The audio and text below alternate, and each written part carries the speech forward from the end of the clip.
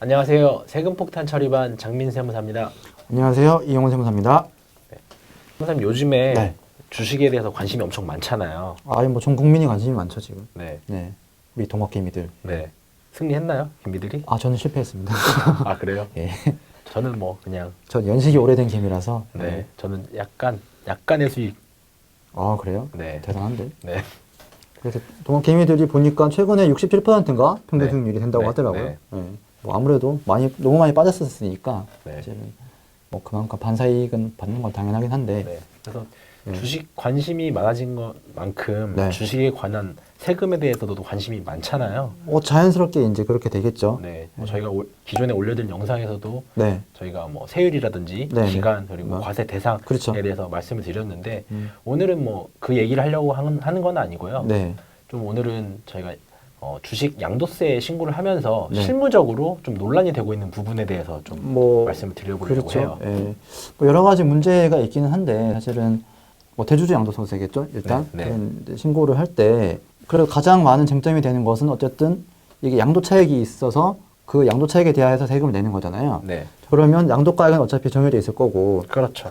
취득가액을 어떻게 산정하느냐가 문제가 될 수 있죠. 근데 아, 그래요? 예. 그래서 뭐 법상으로는 사실은 이게 선입선출법이라고 해서 먼저 이제 산 거부터 먼저 팔았다고 하는 네. 그런 규정이 되어 있어요. 세법상으로는. 아, 규정이 돼 있는데도 좀 논란이 있나 보죠? 예, 그런데도 불구하고 이제 왜냐하면 상장 주식 같은 경우에는 이때 산 게 이때 판 거라고 매칭이 잘 안 되다 보니까 네. 사실은 뭐 후입 선출법으로 해도 되지 않냐라고 하는 분들이 많아요. 그래서 네. 실제로 뭐 대법원까지 가고 판례에서도 뭐 후입 선출법으로 해도 이기고 지고 한 게 한 5대5 정도 되거든요. 그래서 사실은 선입 선출법으로 계산을 하면 양도 차익이 엄청 큰데 그렇죠. 예를 들어 뭐 주가가 오르는 그렇죠. 상황에서 판다 그러면 네, 선입선출법으로 계산하면 네. 차익이 많아지겠죠. 그런데 이제 후입 선출법 그러니까 최근에 산 거를 취득가액을 잡게 되면 양도 차익이 그만큼 적게 되고 네. 낼 세금이 워낙 훨씬 줄어들 수 있다 보니까 사실은 이 취득가액을 산정하고 계산하는 거에 대해서도 상당히 좀 논란이 되고 있어요, 사실은. 네. 근데 제가 한 가지 의문사항이 생기는데 예. 우리가 주식 보유 기간에 따라서 세율이 네. 좀 달라지는 부분이 있잖아요. 그렇죠. 예. 네. 뭐 일반적으로 이제 상장 주식을 양도할 때는 이제 20%, 네. 3억, 이제 가표가 3억 원 총하면 25%가 되는데 이게 1년 이내에 양도를 하게 되면 이제 30% 적용이 되다 보니까 네. 뭐 후입 선출법으로 했을 때 불리할 수도 있겠네요. 세율 때문에. 그렇죠. 1년 이내에 이제 취득한 것을 가액으로 잡을 확률이 크다 보니까 네. 사실은 뭐 무턱대고 후입 선출법으로 계산하는 게 유리하지는 않고 사실은 네. 뭐 비교를 해가지고 어쨌든 판단을 해봐야 되는데 사실 과세 당국 그러니까 세무서에서는 조사관님들께서 당연히 이제 선입선출법으로 계산했거니 네. 생각을 하시고 있고 당연히 질문도 그렇게 하죠. 세무사님들한테 네. 세무사님 이거 신고했는데 당연히 선입선출법으로 하셨죠. 네. 혹시 뭐 후입선출법을 한 거 아니죠? 이렇게 물어봐요. 사실은. 네. 사실 물어보는 게 좀 이상하지 않아요? 당연히 그렇게 했다고 네. 판단을 하고 그렇죠. 아마 접수를 할 것 같은데. 예. 그래서 사실은 과거에는 이 대주주 양도소득세 범위가 넓어서 그렇죠. 신고 대상이 많지가 않았는데 네. 최근에는 이제 범위가 계속 줄어들고 있고 건수가 네. 또 많아지고 있다 보니까 네. 사실은 어떤 해결적인 기준을 정해놓고 맞냐 아니냐를 먼저 판단을 하고 이제 네. 조사를 하거든요, 사실은. 네. 그래서 선입선출법 아니야? 안 돼. 뭐 이런 식으로 가다 보니까 네. 어쨌든 취득가액 산정하는 데 있어서 조심을 하셔야 되겠죠. 네. 예. 그러면 뭐 네. 일단은 법에는 네. 먼저 취득한 거를 네. 먼저 파는 걸로 한다. 네, 네, 네. 그렇게 돼 있기 때문에 네. 선입선출법으로 신고를 하는 게 사실 원칙이 예, 되긴 원칙으로 하겠네요. 보시면 되죠. 예. 네. 예. 근데 후입선출법으로 뭐 네. 이제 신고를 한다고 했을 때 예. 뭐 그냥 조사관님이 예. 그냥 그거를 넘어갈 수도 있다. 이게 사실은 이 신고도 사실은 사람이 하는 일이라 네. 모든 신고에 대해서 100%다 확인하기는 어렵죠. 그래서 네. 후입선출법으로 했는데도 조사관이 그냥 넘어가면 네. 세금 적게 내고 끝날 수 있는 거고 사실은 선입선출법으로 했는데도 불구하고 다 이제 뒤져보고 이렇게요. 뭐 거래 내역까지 다 보고 네. 엑셀 파일까지 받아가지고 확인해 볼 수도 있고 사실은 네. 어느 정도는 약간 복불복의 영향도 있죠. 네.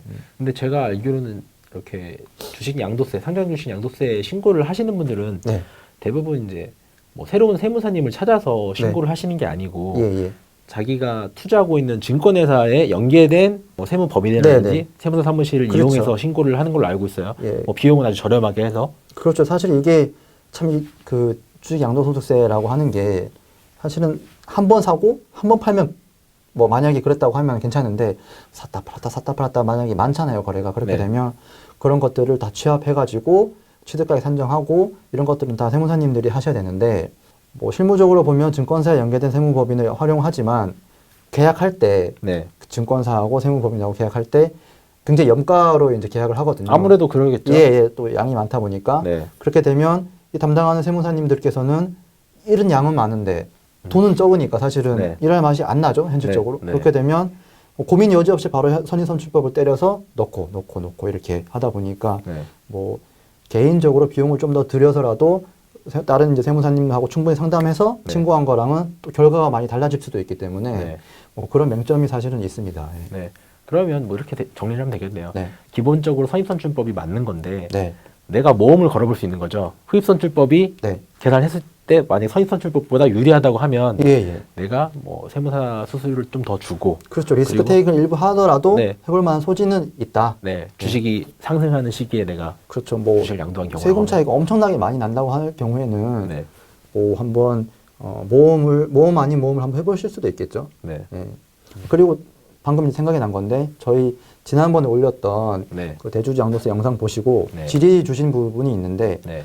뭐 자전거래를 하면서 이렇게 샀다 팔았다 하면서 취득가액을 네. 뭐, 자전거래도 네. 모르시는 분도 있으니까 좀 뭐 간단하게. 자전거래라고 하는 말은 말 그대로 내가 나에게 사고 팔았다 이거죠 사실은. 그게 예. 가능한가요, 그게? 뭐 계좌가 여러 개 있으면 뭐 할 수 있으니까 네네. 예. 그런 식으로 가능할 수 있기 때문에 근데 세법상으로는 자전거래는 인정을 해주지 않기 때문에 네. 자전거래 전 취득가액으로 봅니다. 그래서 네. 뭐 임의로 이렇게 자전거래를 통해서 취득가액을 조절한다고 해서 의미가 없다. 의미가 없으니까 예, 네. 그 부분은 좀 명확히 하셔야 될 것 같고 네. 선생님 그러면 이런 경우도 있을 것 같아요. 네. 내가 A 증권회사에도 네. 주식 계좌가 있고 네. B 증권회사에도 주식 계좌가 있어요. 그렇죠. 네. 근데 뭐 A에서도 사고 팔고 했고 B에서도 네. 사고 팔고 했다. 뭐 이런 경우는 어떻게 해? 이게 굉장히 조심하셔야 되는 부분인데 오해하시는 분들이 있으세요. 뭐냐면 A라는 증권사에 양도소득세를 신고해야 되고 뭐 B라는 어쨌든 그 회사 증권사에도 양도소득세 신고를 해주는데 네. 이게 잘못 오해하셔서는 A 증권사에 사고 판 것만 이쪽에서 신고하고 네. B 증권사에서는 요 B에서만 사고 판 걸 신고하고 이렇게 되면 각각 따로따로 신고하면 따로 안 되다 된다. 보니까 이렇게 되면 말도 안 되는 현상이 나타나죠. 그래서 사실은 신고하실 때는 A 증권사든 B 증권사든 한 군데를 정해 놓으시고 타사에서 이제 거래하신 내역을 주셔야겠죠. 네. 그래서 만약에 게다가 상반기에 또 신고한 내역이 있다고 하면 그 신고서까지 포함해가지고 한 증권사에 이제 주셔야지만 이제 인별로 토탈해서 이제 신고를 할 수 있으니까 사실 이 부분은 굉장히 조심을 하셔야 돼요. 예. 네. 까딱하다가는 뭐 가산세에 뭐 반쪽짜리 신고밖에 안 되잖아요. 그렇죠. 예. 네. 그럼 혹시 이제 실수하시는 분들이 간혹 생기셔서 네. 그럼 뭐 실무적으로 그런 분들 많이 가끔 있으십니다. 예. 놀라울 정도인데 네. 이거는 뭐 상식 아닌 상식이다 보니까 사실 인별로 또 신고하시는 분들은 또 이게 금액이 어마어마하게 크잖아요. 그렇죠. 네. 그렇다 보니까 이제 미처 이제 거기까지 생각을 못 하시고 여기 하는 건 여기서만 하고 여기서 이쪽에서 하는 건 이쪽에서만 하면 된다 하고 오인하시는데 네. 그렇게 하시면 진짜 큰일 납니다. 네. 이 부분 네. 좀 조심을 하셔야 될 것 같네요. 예. 네. 오늘은 요즘 많이 관심 갖고 계시는 주식과 관련된 네. 세금 실무적으로 네. 어떤 논란이 있고 네. 어떻게 접근해야 되는지 이 부분에 대해서 좀 다뤄봤습니다. 네, 사실은 이게 미리 알고 이제 대처하시면은 아무것도 아닌데 뭐 실수하시는 경우가 왕왕 있다 보니까 뭐 물론 주식을 잘 하셔서 세금을 낼 정도로 대주주도 되시고 하는 건 다 좋은데 네. 이런 부분들을 놓치셔가지고 괜히 이제 안 좋은 불상사가 생기지 않으셨으면 좋겠습니다. 예. 네. 오늘도 저희 영상이 도움이 되셨다면 구독, 좋아요, 네. 알림 설정 부탁드리겠습니다. 부탁드리겠습니다. 네. 네. 네. 지금까지 세금 폭탄 처리반이었습니다. 감사합니다. 감사합니다.